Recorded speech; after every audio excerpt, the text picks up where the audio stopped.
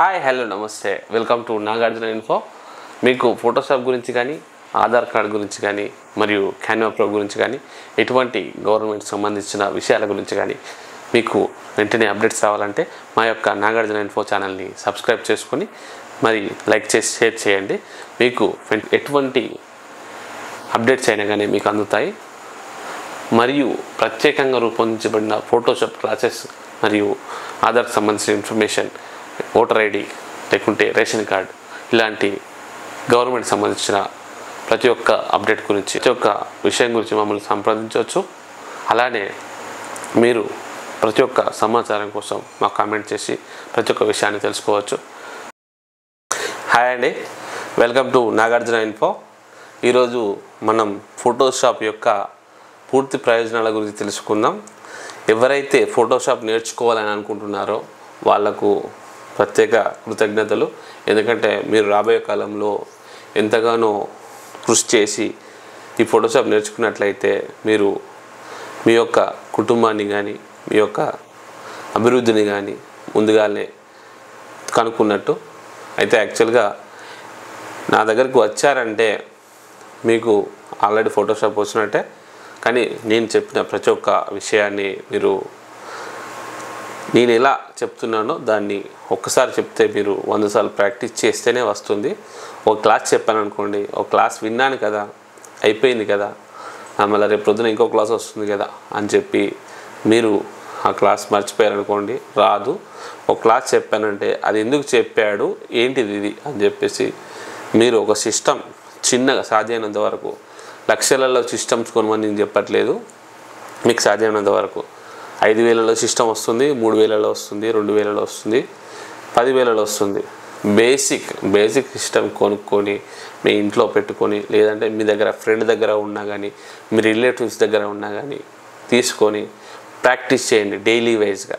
లేదంటే ఇప్పుడు మొబైల్లో కూడా వస్తుందండి ఫోటోషాప్ ఎమర్జెన్ అని చెప్పేసి, దాంట్లో కూడా ప్రాక్టీస్ చేయవచ్చు. అండ్ మొబైల్లో అనేది ప్రాక్టికల్గా పర్సనల్ కంప్యూటర్కి ప్లస్ మొబైల్కి అనేది కొంచెం తేడా ఉంటుంది. దీంట్లో ప్రాక్టీస్ చేసిన వాళ్ళు దాంట్లో ప్రాక్టీస్ చేయలేరు, దాంట్లో ప్రాక్టీస్ చేసిన వాళ్ళు దీంట్లో ప్రాక్టీస్ చేయలేరు. అంత ఈజీగా ఉండదు. కానీ మనకు పర్సనల్ కంప్యూటర్ పీసీలో మనం చిన్నగా నేర్చుకోవాలంటే ఒక డిస్ప్లే మానిటర్ 2,500, ఒక CPU చిన్నగా ఒక 3,000, 5,500, 6,000లో వచ్చేస్తుందండి. తీసుకొచ్చుకొని ప్రాక్టీస్ చేయండి డైలీ వేగా. నేను చెప్పే విషయాలు ప్రతి ఒక్క క్లాసు ఎలా చెప్తానంటే, ఒక టూల్ గురించి ఒకటే రోజు చెప్తాను.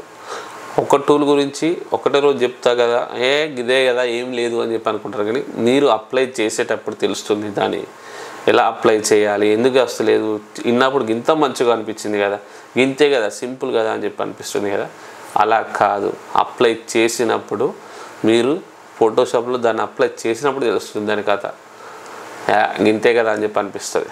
అలా కాదు, ప్రతి ఒక్క ఎవ్రీడే 1 క్లాస్ పెడతా అని చెప్పిన లాస్ట్ టైం, ఎవ్రీడే ప్రాక్టీస్ చేయండి అని చెప్పిన, ఎవ్రీడే కామెంట్ చేయండి అని చెప్పిన, ఎవ్రీడే సబ్స్క్రైబ్ చేయండి అని చెప్పిన, ఎవ్రీడే లైక్ చేయండి అని చెప్పిన.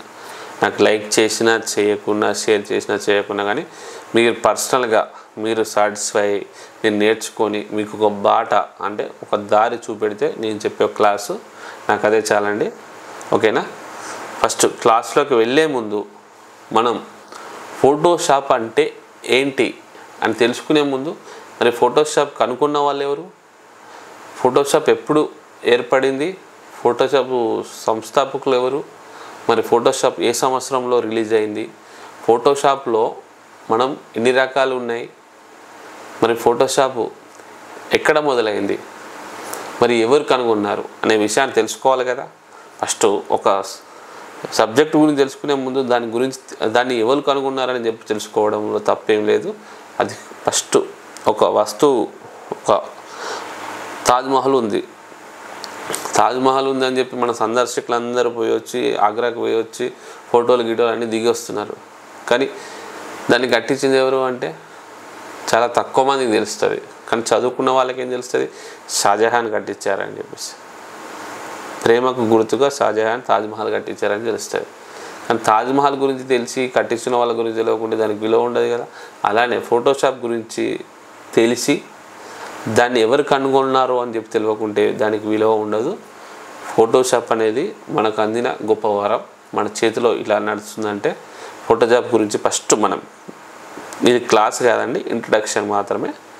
ఫోటోషాప్ అంటే ఏంటి అనేది దాన్ని మనం ఈరోజు ఎవరు కనుగొన్నారు, ఎలా కనుగొన్నారు, ఎంత కష్టపడ్డారు, ఏ సంవత్సరంలో కనుగొన్నారు, ఎన్ని వర్జన్స్ ఉన్నాయి ఈ ఫోటోషాప్లో అనేది తెలుసుకుందాం.